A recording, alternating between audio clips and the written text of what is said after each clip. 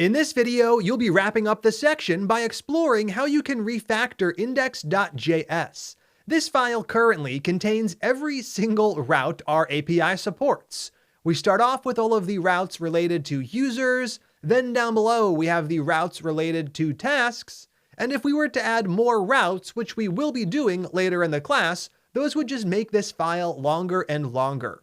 When we find ourselves in a situation with a single file that always just gets longer and longer as we add more features, it's typically best to break that up into many small files. So for example, we could have one file which contains all of the routes for users, and another file which contains all of the routes for tasks, and that's exactly what we're going to get done in this lesson. So at a high level, here's what's going to happen. We'll be setting up multiple Express routers and we'll be combining them together to create the complete application.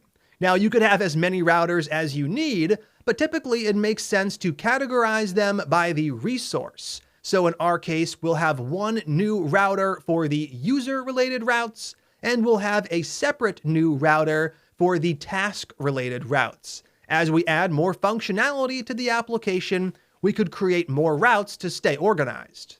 Now, yes, we will be creating separate files for all of this, that's the whole point, but before we get to that, let's explore the basic syntax with maybe 4 lines of code right here in index.js.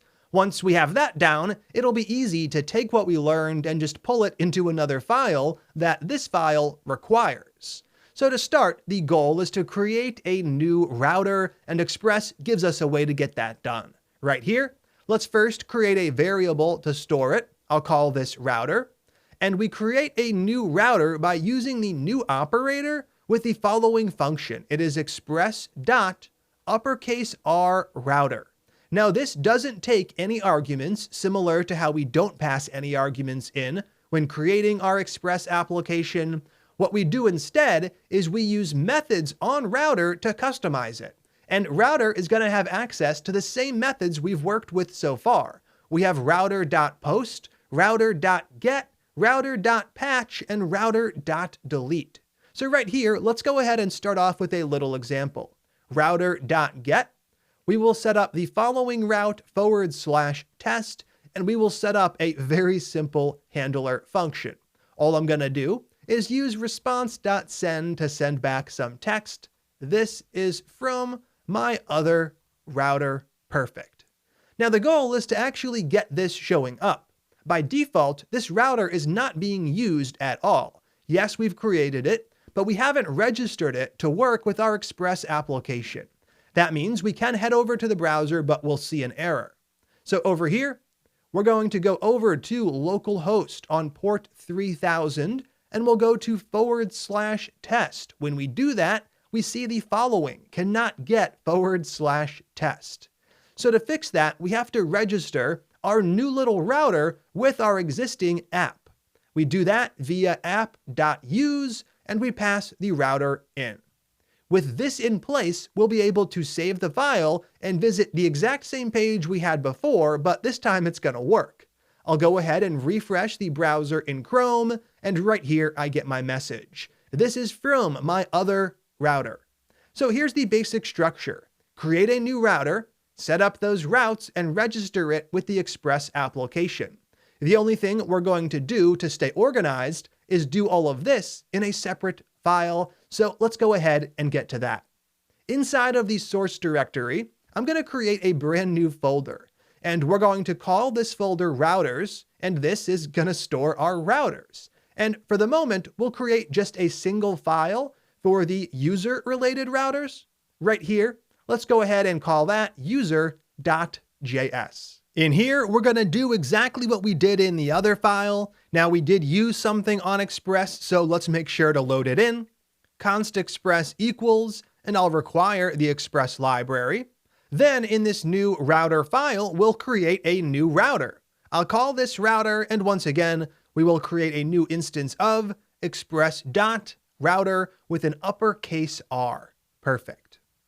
Now with the new router in place, we can set up all of the routes we want to support, and we will stick with one sample route for the moment. So router.get right here, /test, and once again, just setting up a simple response message, response.send. We're sending back some text from a new file.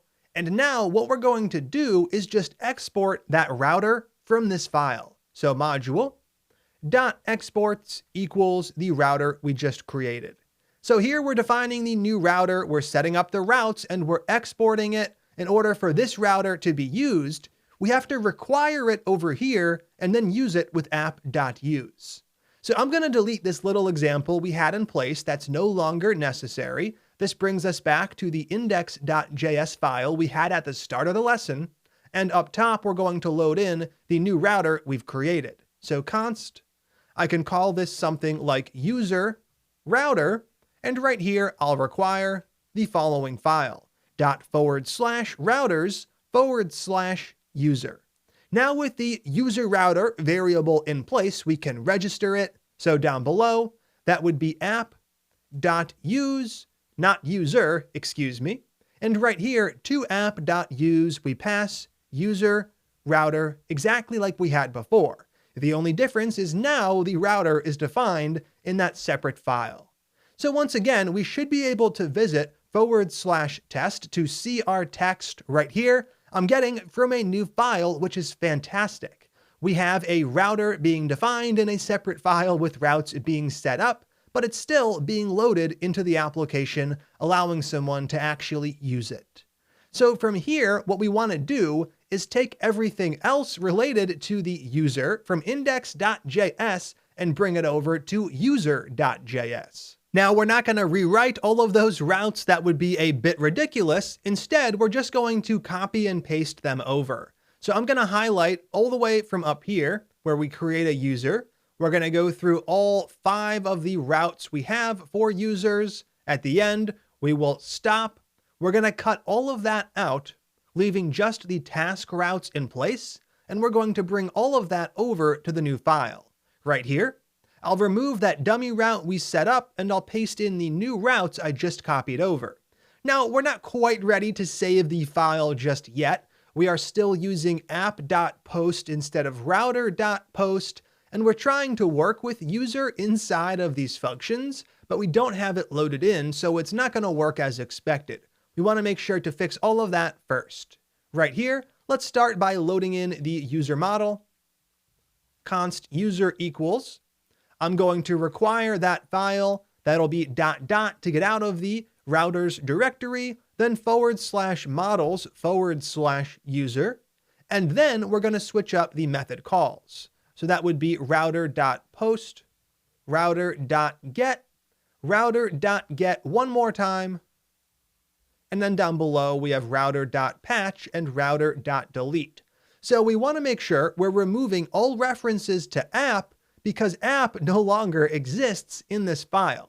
Now, with this in place, the user.js file is looking really good, and in index.js, we can now save the file since we have indeed registered that router.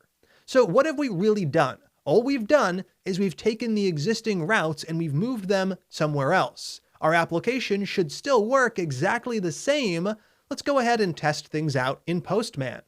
Over here, I'm going to use the read users request to fetch my users, and what do I get? I get my 2 users back as expected. And this is fantastic. I'm still able to use this route even though it's no longer defined in index.js. Now that we've refactored away the user routes together, it's going to be your challenge for the video to refactor away the task routes into their own file, and I have some challenge comments right here. So big picture goal, create the new task router, and step 1 is to create a new file that creates and exports a new router. So we already have one router in the user.js file. You'll be creating a new file with a similar structure.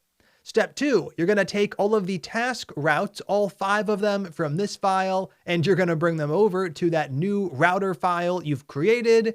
And once again, make sure to import anything that's necessary and adjust the name that you've used. For example, I'm using app here, but I'm using router in user.js. You'll have to take the same things into consideration. Step 3, You want to load in that new router to this file. So I want to require it and register it like I did here. And finally, you're going to test your work. The end result is that everything should still work the same. In this video, we haven't changed the functionality of the app at all. All we've done is done a bit of refactoring and restructuring to improve our ability to write more code and build out the application. So take some time to knock all of this out, test your work. When you're done, come back and click play. How'd that go? I'm going to kick things off by creating the new file. In there, we'll create and export the new router. So I'll create that new file in the routers directory, and I'll call it task.js. Now in here, we'll start by loading express in. So const express equals, I'll then go ahead and require the express library. And from there, we can go ahead and create the new router. Const router equals new with express.R router. And last up, we'll export it. So module .exports, exporting the new router we've just created. So it's the same bare bones structure as the other file we defined. Now, next up, we want to go ahead and move all of the task routes to that new location. So I'll start right here with app.post. Then I'll go all the way down to the app.delete call. I'll copy all of that and cut it out of the file. Now I have a 26-line file, and most of that is the challenge comment. So we can take everything that we just copied to the clipboard, and I can bring that over to task.js. I'll paste it all right here, and all we have to do is make a few small adjustments. First up, I am going to need to load the task model in since I'm making heavy use of that. So const task equals, we'll call require, requiring the following file ../models/task.